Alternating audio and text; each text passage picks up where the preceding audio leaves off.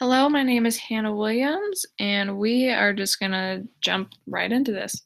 So, um, explain the difference between a static variable and a non-static. So, a static class variable is a variable that remains the same, so static, throughout all the instances within a class. For example, if I have a variable in a test class and I set the value to 5, then throughout the entire class, that variable will have the value of 5.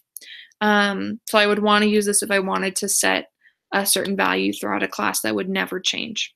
A non-static variable is the opposite of that, where you can set it to multiple different things. And therefore, individual instance classes, for example, I could make a variable, and for each test in a test class, I would give it a new value, and the different variables would not impact each other, so they wouldn't affect each other with their different values. I would use this if I wanted to set different values with to a specific variable within, like, in different times within a class. So then within our game, the way that you call or reference a non-static variable is that you have to create a new instance. And so you do scene view, and then you name it, and then new scene view. And then you do the name, and then you tell what to do, like display. So this is a non-static variable because the scene view changes depending on your location. And so you had to do a new one for this specific method. And then for a static variable, so get saved game is a static variable. It's always in the same place and it's going to do the exact same thing. So you have to import it and then do the class name dot method dot, or and then in parentheses tell where to go and what to do. So then getting the file path. But yeah, that's that. So then arrays and lists and enums. So an array is a fixed list, meaning no new object can be added, but the data can change within it. Each element in an array is referenced using an index. We use an array for our inventory because the items you can get in the game are set, but the quantity of your items change. So these are the only items that you can get, but this changes depending on what you do. For an enum example, here are animals.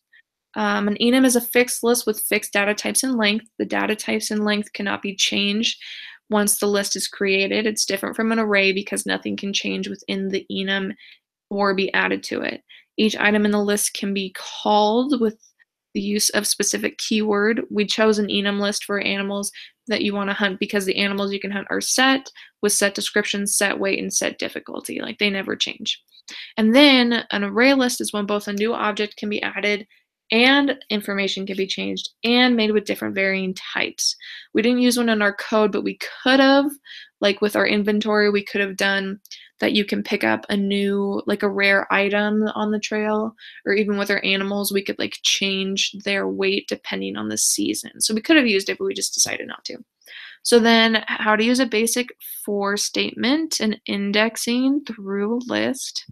So this is indexing through an enum. It's the print actor view, so it's having this print to an external file, so I'm going to come back to it. But basically how it works is that you have the actor list, and it's setting the values for it. And so the for loop goes through the name and the description and then loops again. So this is it with the enum. So this is the name and then the description, and then it loops name and description. And it's important to use a for loop when you use a list so that you don't have to create new instances for each variable that you want to get. And then in our map control, this is using a for loop for an array. I didn't actually create this one, but I created the print actor view one. But basically how it works is that this is how our map is set up.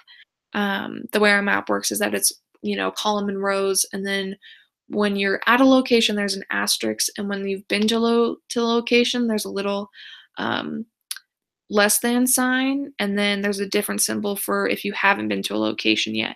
So this tells for creating locations. So you have this, which is the structure of our map, right? With with columns, and then rows.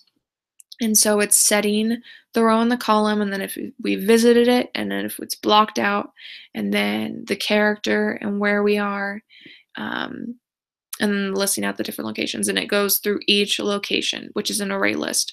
It just does it, loops it, so that we didn't have to do this for each individual uh,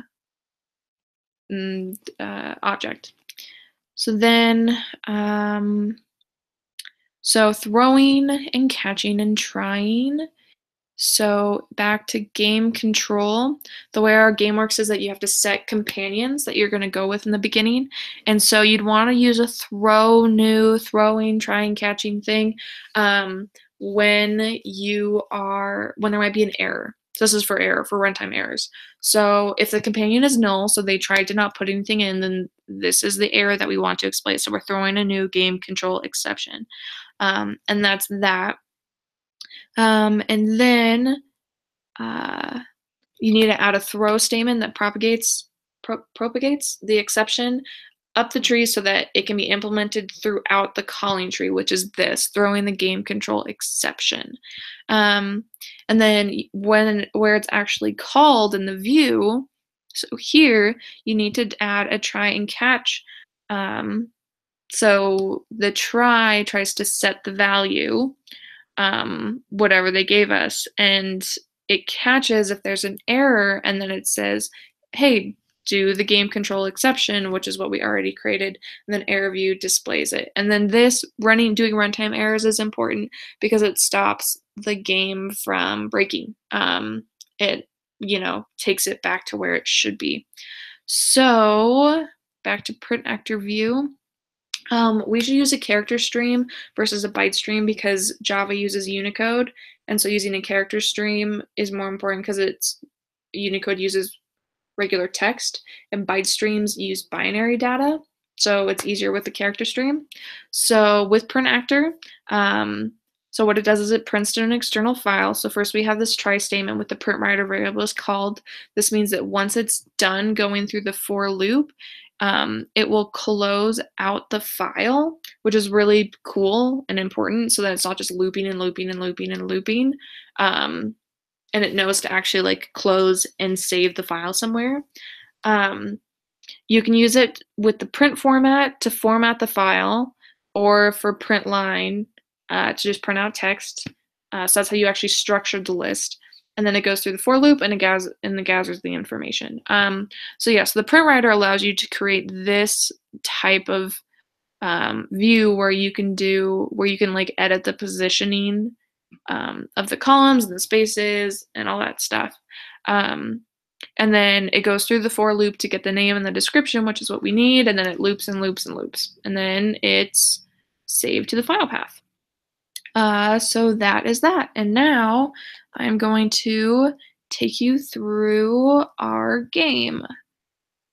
Okay, so this is it. It starts out with this little message at the top telling you about the game and what you're going to go through. So you enter your name. And then here we're at the start menu, and we're going to start a new game. And then we have to prepare to travel. I'm just going to do no, I'm going to do it the right way. So this is me, and then I have to set my companions like I showed you before. So we're going to do Tammy, Jordan, and James who left us halfway through. Those are my team members, and then you get to pick your occupation, and so it says you've chosen that, and then we get to start, which influences hunting and the river. And then here's my inventory. I need to do something, so I'm gonna buy some bullets, and I'm gonna buy 5 so I can hunt, yes, and then I'm gonna buy some food so I can travel, and I'm gonna buy 100 food, and yes, and then I'm gonna quit, and then travel. So the way our game works is that each location you have to do something. So I'm gonna move, and then I'm gonna move to 1, 2, and yes, and then here I am, and it gives a little description about where I am, what date it is, how many miles I've traveled, the percent complete, and then this is a river location, river crossing. You need to cross the river. So I'm gonna cross the river. And I'm going to hire a guide because that increases my chances. And so yes, I want to hire a guide. I've hired a guide. And then quit. And then I'm going to ford the river. And I failed. So 20% of my inventory was lost, 80 items. This is my new inventory. And then I'm going to, now that I've done that, I can travel. So we're going to move, and we're going to do 1, 3, and yes. And this is another river crossing location. So we're going to cross the river, ford the river, and I succeeded. So I didn't lose anything. And then we're going to travel again, and then move, and then we're going to go 1, 4. So that's that. Yeah, and so here we are at the fort. This is how many miles I've traveled. I can do new things, so I can purchase things here. So if I wanted to get new things, I could. I could also barter. I always put B instead of 2. So you can barter and display your inventory items, and then B is for bartering. So this is how you barter, and then you can quit out of that. And then, so that's basically how it works. I'm gonna save, so you can see that it saves. I'll name it Hannah1, and then I'm going to get the new save file named Hannah1, and here I am back at the fort. So it works. Yay. And then we're going to quit, and we're going to bypass everything, doing X. And this is everything that we can do. So we can barter, I showed you that. And then there's changing pace. So this impacts how fast you travel and how much food you use to travel. So we're going to change it to slow. And then we're going to quit again, and then X. Hire guide, should you view inventory. So this is hunt. This is what I did. I'm so proud of myself for doing this. But you pick what animal you want to do, and it was successful. A bullet has been subtracted and food added to your inventory. So we can quit. And then if we go back to barter, nope, 2, we can do display. And then my bullets went down 1, and food was added to my inventory. So that's that. And we're gonna quit, and then X. And you can talk to locals as well. So you can pick a local you want to talk to, and then it tells you about him and his life, and it gives you a little bit of advice. And then we're gonna quit, X. And then there's the winning scene. So once you've traveled through all the different locations and you're still alive, then this is the winning scene. Just a cute little thing.